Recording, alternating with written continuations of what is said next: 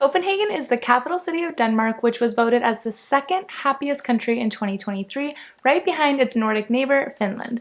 This is the fourth year in a row that Denmark has been dubbed as the second happiest country in the world. Copenhagen is a city filled with stunning canals, beautiful parks, modern architecture, and combines that with sustainable living and an insanely good food scene. I visited in January 2024, and yes, it was freezing, and yes, it was super expensive, but it stole my heart. This city has been on my bucket list for so long, and I can't wait to share all the top things to do with you. But before I dive into the top things to do, let me tell you how to get from the airport to the city center. It's by far the easiest airport to city center experience I've ever had out of all of my travels. You can either buy a train ticket at one of the ticket machines that are actually in the airport, or you can download this DSB app and you can get a ticket straight from there.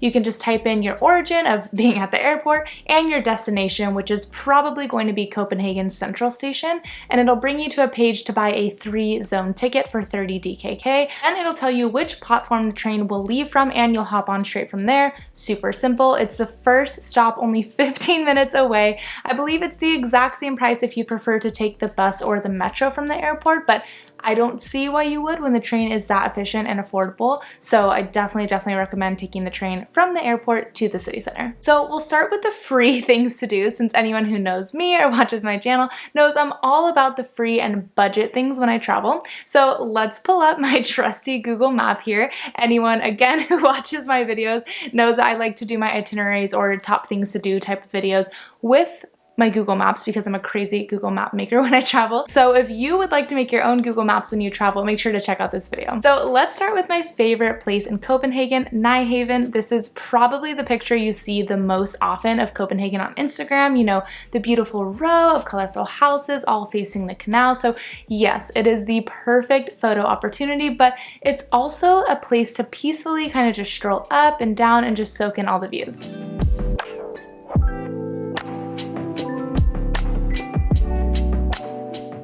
Next up, we have Freetown, Christiania. This is extremely different from anything else that you'll see in Copenhagen. It was established by hippies and dropouts on the site of a formal military barracks in 1971, and today about 1,000-ish people live in this commune. It is technically not considered a part of the EU or even Denmark. It operates as its own sovereign state, hence the name Freetown. I originally was skeptical to go here since I had read blogs about it being a little bit dangerous for solo female travelers, and you absolutely should take no photos here. But I decided to go anyways, and I did not feel unsafe or uncomfortable in any way as a solo female traveler like me just walking around by myself. It was filled with tourists, like all having their own photo shoots, so I really wouldn't be concerned about it. Enjoy the street art, the different vibes, and you can buy weed legally here since they have their own laws, even though it's technically illegal in Denmark. Next, we have the Botanical Gardens and Rose Garden, which if you look on the map here, they're basically the same park, just split on two different sides of the park. I'm sure pretty much any time of the year except winter, these would be lovely places to hang out since they are just, you know, massive green spaces. But in the winter, of course, they are filled with snow or just very wet from the rain. So that's what I got to experience. So hopefully you get better views than I did. To continue on with parks, we have the King's Garden, which is right behind Rosenborg Palace, which I'll talk more about in a little bit. Again, huge, beautiful green space to hang out in with beautiful views all around you. Next, we have City Hall, which is a beautiful building built from 1892 to 1905 with a massive plaza out in front of it.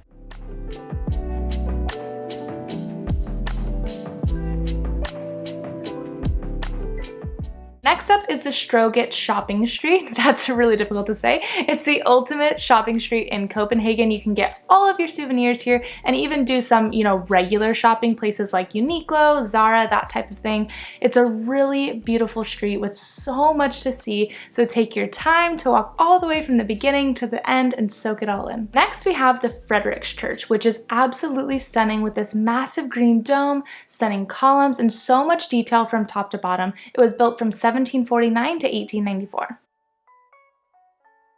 Now we're moving to a different part of the downtown, which is a bit further north to get to. Geffen Fountain. It's on this little island where Castellet is as well, one of the best preserved fortresses in Northern Europe.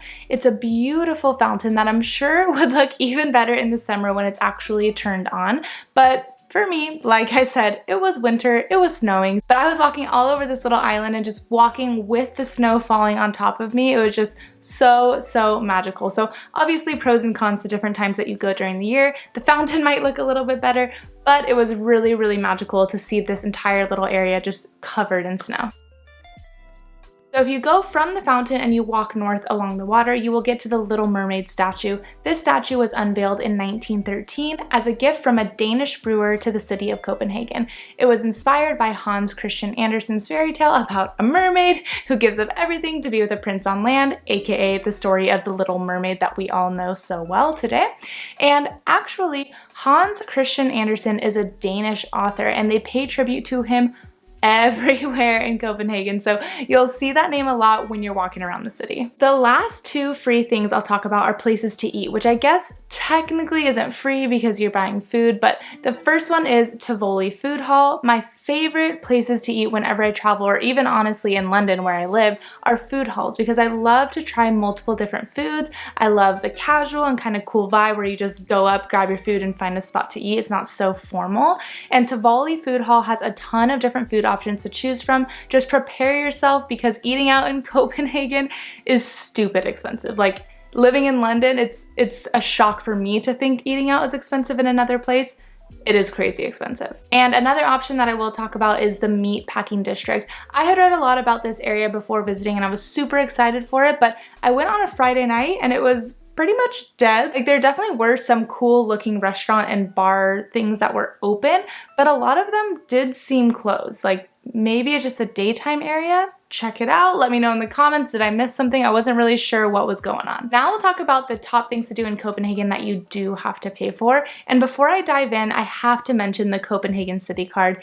If you buy this card, it will include entry to all of the places on this list and even more. I believe it includes a total of 80 attractions within Copenhagen itself, plus free public transport including to and from the airport. It is $70 for the 24-hour pass, $102 for the 48-hour pass, and of course it continues to increase from there depending on how many days you want it for. So it's definitely worth it to buy the 24-hour pass if you plan on visiting all of these places, and you'd have to do, you know, kind of a cost analysis to see if it's worth getting the 48 or 72-hour pass, or just paying for a few extra attractions on those days and trying to squeeze in the majority of the attractions when you have the 24-hour pass.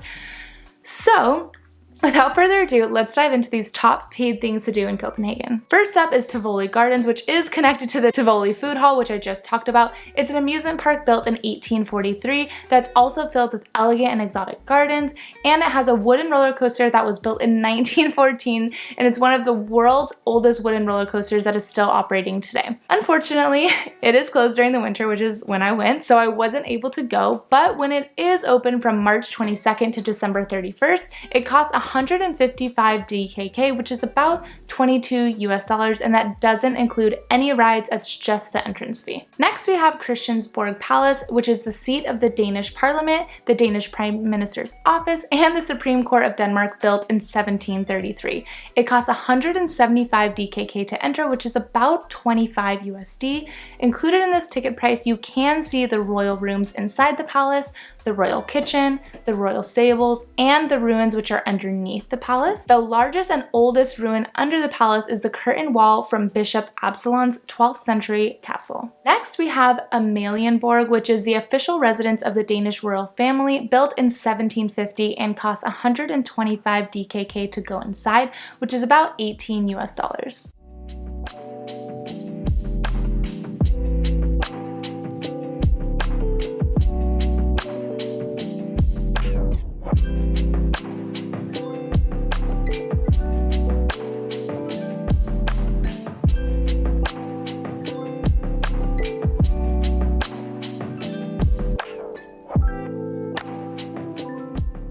Next up, we have Rosenborg Castle, which is inside the King's Garden, which I mentioned in the free part of this list.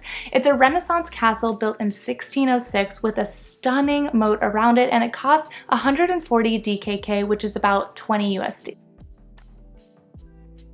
Next on our list is a museum called Nye Carlsberg Glyptotek, which is famous for its private art collection of Carl Jacobsen, the son of the founder of the Carlsberg breweries. The entrance fee is 125 DKK, which is about 18 USD. Next, we have the Round Tower, which is one of Copenhagen's most iconic buildings built in 1642. You can climb to the top of the tower for panoramic views of the city for 25 DKK, which is about 3 USD. Next, we have the Church of Our Savior, which is right next to Freetown Christiana, which I mentioned in the free section of the list. It's a stunning Baroque-style church built in 1752 and has this spiral tower, and it's super unique and beautiful. It costs 69 DKK to go up into the tower for great views of the city, which is about 10 USD. And last on the list is to do a canal tour so you can see Copenhagen from a different point of view. If you opted to get the Copenhagen City card that I mentioned before, there is a canal tour that is free and included in your card purchase as long as you board from the Vedstranden Pier right across from the Christiansborg Palace. You cannot board at the Nyhaven Pier, which is more popular. Otherwise, most tours cost around 50 to 80 DKK, which is about 7 to 11 USD. And if you're looking for a cheap but amazing place to stay in Copenhagen, check out Next House Hostel. You won't regret it.